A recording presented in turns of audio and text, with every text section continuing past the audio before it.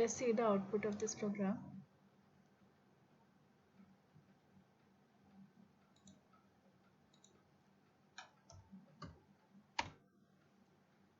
Okay, so this was the program we discussed, and let's run this program. See, I'm running this program. I'm entering the first number. Enter the second number. If you want to perform division, second number should not be 0. So I'm entering 4. Choice. Suppose my choice is subtraction. So I'll be getting the result as difference is -1. If I run this program again, this first number is 6 and second number is suppose 7. Okay, this time we will be trying to perform division, and I'm entering the choice as 4, so it will be dividing, and see the result of division is 0.86. So this 0.86 is the result of this particular thing that we have used, set precision 2. Otherwise it would have given the decimal places up to 6 or 7 digits. Okay. The next program, that is our fourth program. We'll see the fourth program now. In this program we are using nesting of member function. Nesting of member function का मतलब ये होता है कि एक member function के अंदर हम दूसरे मेंबर फंक्शन को कॉल कर रहे हैं. ठीक है, तो जैसे लार्जेस्ट यहाँ पर एक मेंबर फंक्शन दिख रहा है अपने को. ये देखिए, सबसे पहले क्लास का नाम है यहाँ पर सेट. प्राइवेट में 2 डेटा मेंबर्स है m एंड n, और एक मेंबर फंक्शन है लार्जेस्ट. ये पब्लिक मेंबर फंक्शंस हैं इनपुट और डिस्प्ले. लार्जेस्ट के अंदर हम क्या कैलकुलेट कर रहे हैं, if m greater than n then return m else return n. ठीक है, very simple program. This is a member function, therefore we are using the name of the class for the definition of this, and this is the declaration of the class. This is the end of the class declaration, therefore it's a semicolon, it's entered by semicolon. We are setting the input. For getting the input, we want to enter the 2 numbers from the user. User will enter the 2 numbers. We are taking them as m and n. And for the display, see the program of display, that is the member function of display. We are calling this member function largest over here. यानी जो हमने एक member function बनाया था जिसका नाम था largest. ये देखिए, यहाँ पर हमने एक member function बनाया हुआ है जिसका नाम है largest. इस member function को हम एक display नाम का जो दूसरा member function है उसके अंदर से हम इसको कॉल कर रहे हैं. ठीक है, so this is the basic thing. This is called the nesting of member function because one member function is being called from another member function. So this is the basic concept of this program, that we are calling this particular member function largest from display.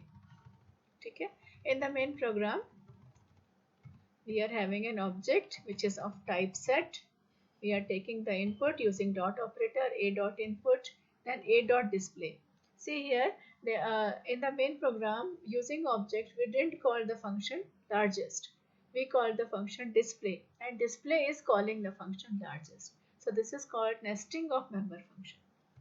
And one more thing, it must be clear to you, I think, that public member functions can use the private data or the private member functions, but those functions which are declared in the private or those data members which are declared as private cannot be accessed from outside the class using objects. ठीक है, तो object use करके हम लोग private data members और private member functions को use नहीं कर सकते यहाँ पर.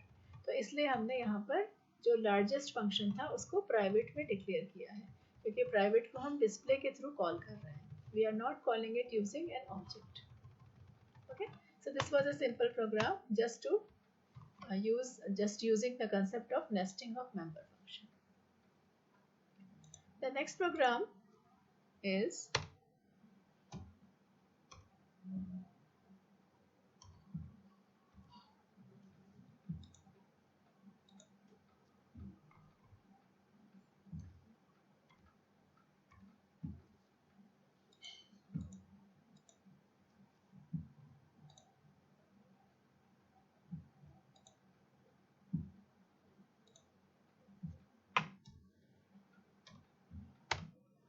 this is the next program v8.cpp. By mistake C program was being opened. Actually इसी compiler से हम C++ के भी प्रोग्रामिंग कर सकते हैं और C के भी प्रोग्राम्स बना सकते हैं. तो अगर एक्सटेंशन आपको ये समझना होगा कि अगर आपके प्रोग्राम का एक्सटेंशन C है तो it's made in C language and if it is CPP it's made in C++ language. तो ये हमारा नेक्स्ट प्रोग्राम है. See what we are doing in this program. Here we are using an array of numbers. We are using an array of numbers. यहाँ पे हम कुछ 10 numbers enter करवाएंगे user से और उन 10 नंबर्स में से हम लोग लार्जेस्ट नंबर फाइंड आउट करेंगे और उसमें हम लोग उन 10 नंबर्स का सम भी कैलकुलेट करेंगे. ठीक है. So here the difference is here the public member functions are returning a type of int. तो पब्लिक मेंबर फंक्शन यहाँ पे जो हम लोग यूज कर रहे हैं लार्जेस्ट और सम, ये दोनों रिटर्न टाइप दे रहे हैं इंटीजर का. अभी तक हमने जितने भी पब्लिक मेंबर फंक्शंस यूज किए थे किसी भी प्रोग्राम में उसमें हमेशा रिटर्न टाइप वॉइड था. ठीक है. तो अभी आप देखेंगे कि अगर रिटर्न टाइप डिफरेंट हो तो उसको हम लोग किस तरह से एग्जीक्यूट करते हैं. Again the name of the class is data.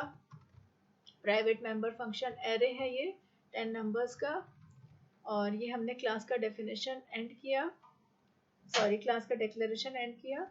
यहाँ पे हमने पहला मेंबर फंक्शन डिफाइन किया और इस मेंबर फंक्शन में हम लोग 10 एलिमेंट का डेटा यूजर से एंटर कराएंगे क्योंकि एक के बाद एक 10 वैल्यूज यूजर को एंटर करनी है, इसलिए हमको यहाँ पे लूप यूज करना पड़ेगा.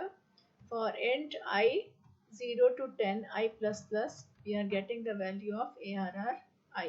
That means we will be getting the values from C0 ARR 0 to ARR 9. और जैसे 10 नंबर्स एंटर हो जाएंगे आउटपुट में लिख के आएगा entry over. Then we are finding the largest using a simple variable a which is having the first value of the array, and we are comparing this first value with each and every value of the array and putting in the variable a the largest value of the whole array, and at the end of the loop we are returning the a, that is a will be having the largest value at the end of this for loop. This is how we calculate the largest value. Then again another member function is for calculating the sum.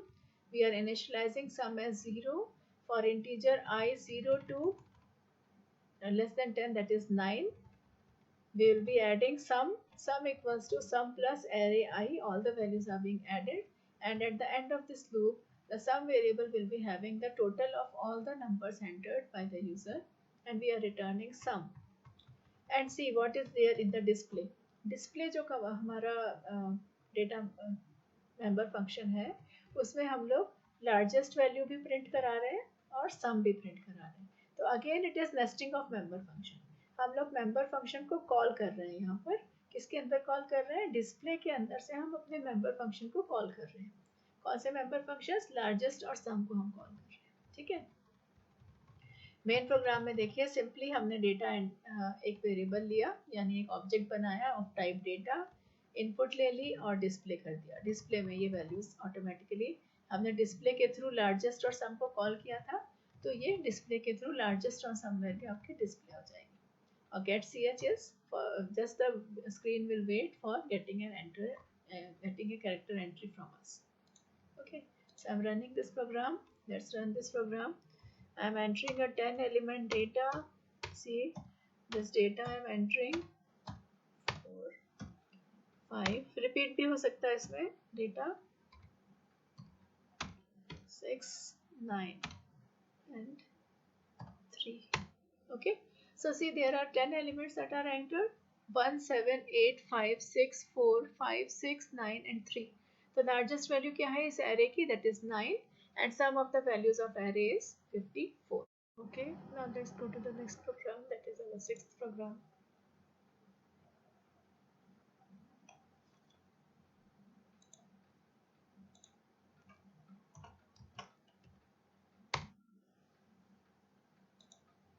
Okay, so see in this program what we are doing is we are having a class of name time. We are having two private data members, hours and minutes. We are having public functions like get time, put time and sum. Sum time. What is this? This is a member function of the class time which is having arguments as objects. So here अभी तक हमने जितने भी programmes किए थे उसमें arguments जो थे वो या तो इंटीजर थे या कैरेक्टर थे या फ्लोट या बूलियन थे।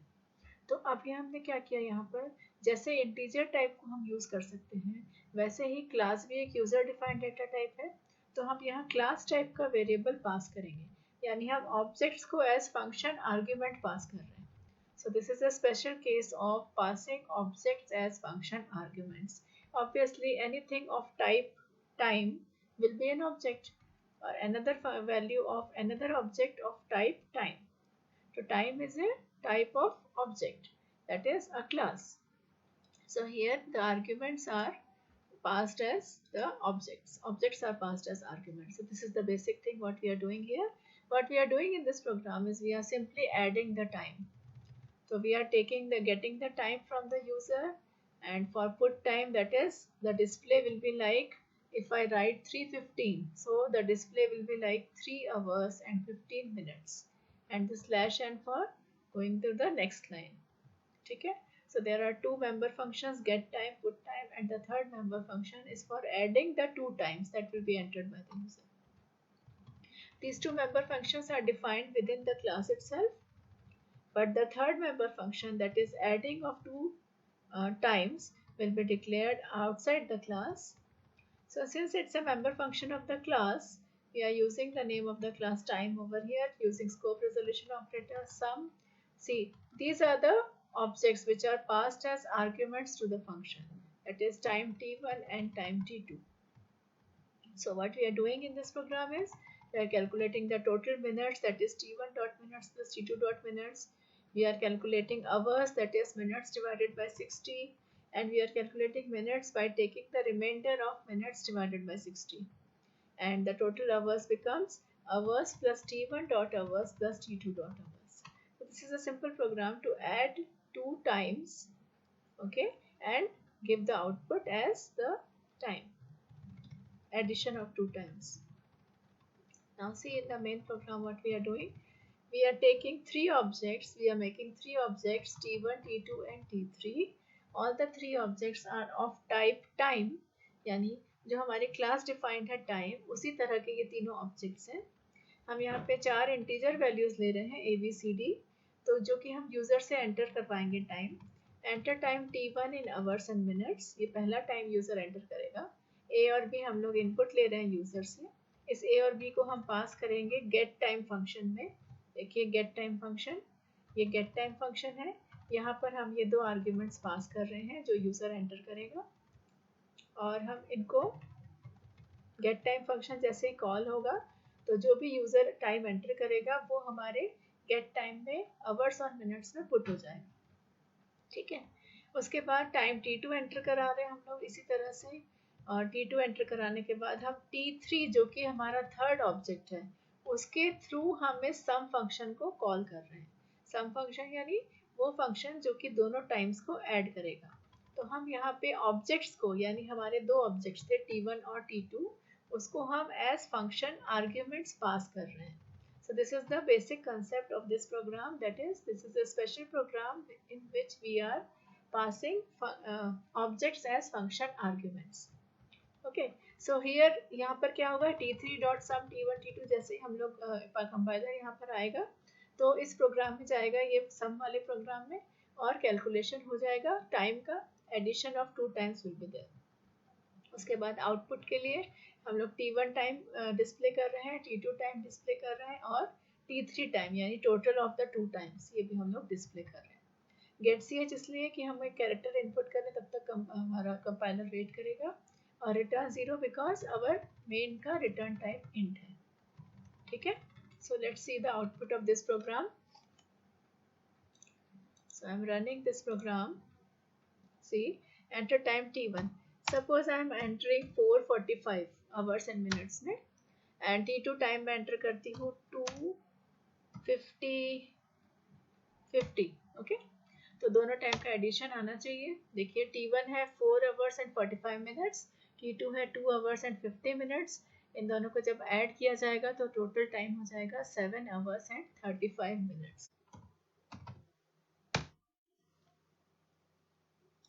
In this program, we will be using the concept of friend function. Now, as far as we have studied C++, you must be aware that public member functions can be accessed by the objects that is defined of that particular type of class, but public and private member functions of the class cannot be accessed without any object. That is, there is no other method to access the private and public member functions of the class except using dot operator and objects. Okay, but there is a case where the need arises that some function has to be made a friend of the class, and therefore the concept of friend function comes in. So friend function is a function that can access the private data members of a class if it is declared as a friend of the class. तो यहाँ पर हम एक simple सा programme बना रहे हैं जिसमें हम दो क्लासेस ले रहे हैं और उन दो क्लासेस में एक एक वैल्यू इनपुट कर रहे हैं हम लोग इंटीजर्स की, और हम उन दोनों में से मैक्सिमम वैल्यू फाइंड आउट कर रहे हैं. यहाँ पे हम कंसेप्ट यूज कर रहे हैं फ्रेंड फंक्शन का, that is to find the maximum of the two classes we are using a friend function.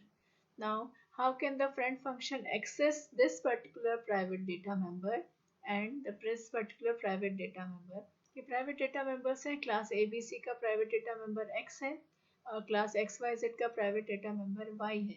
तो इन दोनों को हमारा फ्रेंड फंक्शन एक्सेस कर सकता है क्योंकि उसको हम as a friend of the class define कर रहे हैं.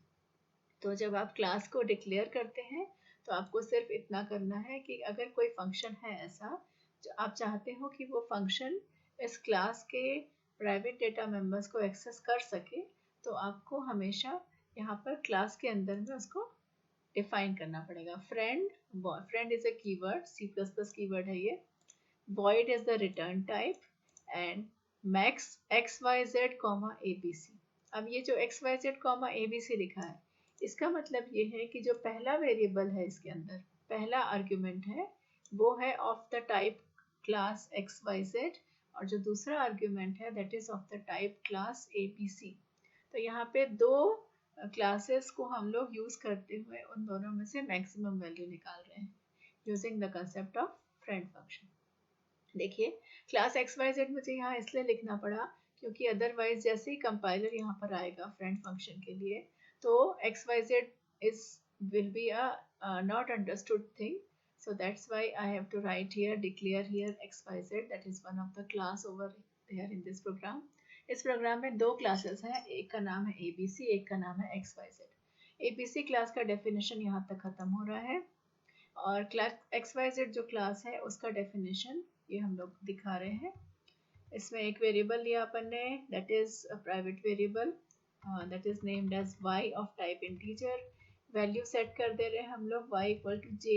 ये जो वैल्यू है j की ये हम यूजर से एंटर कराएंगे जैसे हमने पिछले प्रोग्राम में किया था. और उसके बाद एक फ्रेंड फंक्शन हमने लिया, यही वाला सेम फ्रेंड फंक्शन इन दोनों क्लासेस के अंदर इस फ्रेंड फंक्शन को हमने लिखा है. So that's why that friend function is able to access both the classes data members. ये दूसरी क्लास का डेफिनेशन एंड हो गया. अब ये हमारा फ्रेंड फंक्शन है.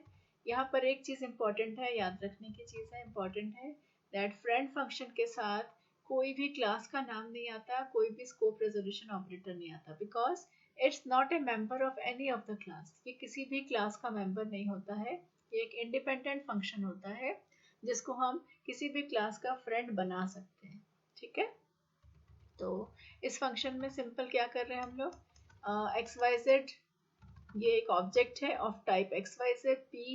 Q is an object of type ABC और P डॉट Y यानी हम यहाँ पे प्राइवेट मेंबर को एक्सेस कर रहे हैं किसका, XYZ का, दैट इज Y.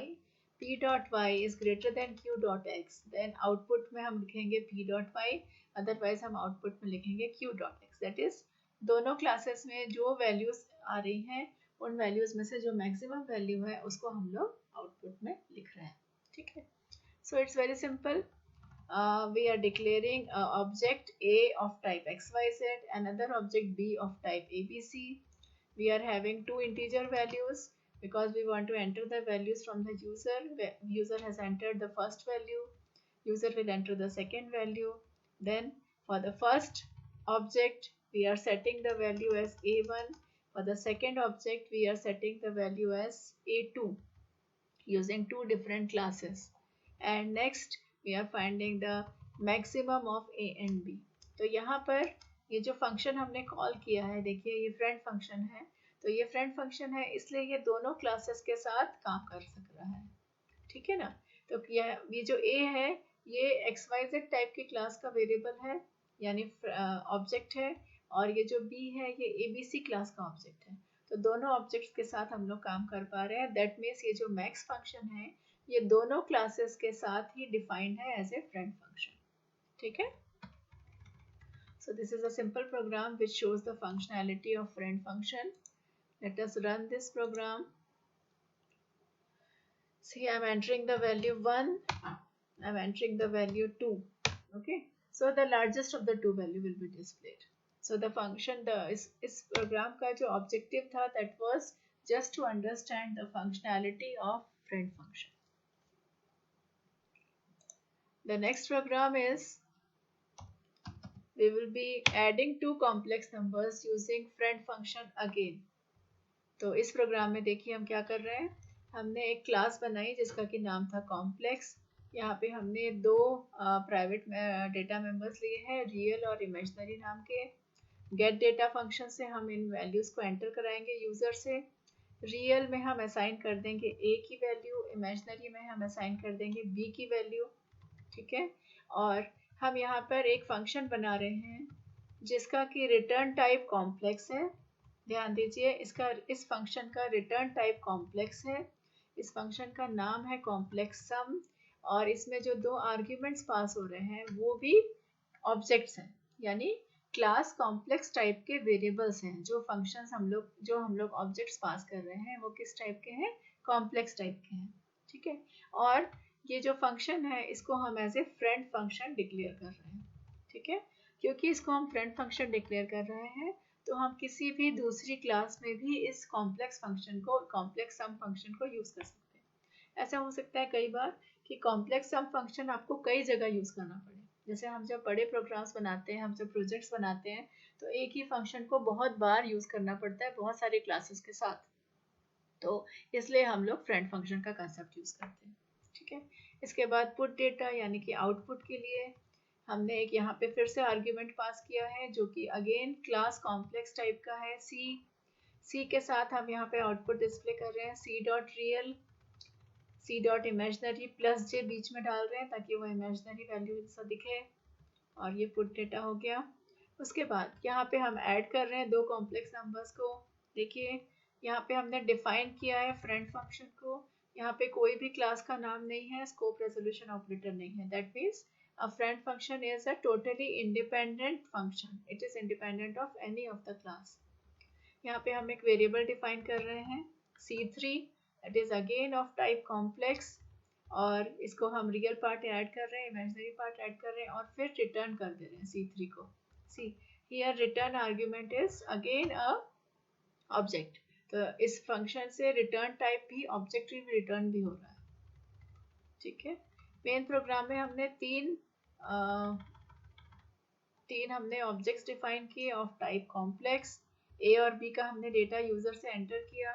सी जो एक हमने वेरिएबल दिया था यानी ऑब्जेक्ट डिफाइन किया था, उसमें हमने कॉम्प्लेक्स सम फंक्शन कॉल करके ए और बी की वैल्यूज को ऐड कर लिया। फिर हमने सिंपली डिस्प्ले कराया है first complex number, second complex number and the third, that is the sum of the complex numbers A and B, get ch. So this is our program. Let's try to run this one. Okay, so real and imaginary part अलग से मुझे डालना पड़ेगा इसमें। ये मैंने real part डाला और imaginary part डाला। सेकेंड फंक्शन का real part और imaginary part ये float type का variable है। Okay, so first complex number is 4 plus j 7.1, second complex number is 2.6 plus j 6.9। इन दोनों कॉम्प्लेक्स नंबर्स को जब ऐड किया जाएगा तो आपको सम मिलेगा 6.6 प्लस j 14।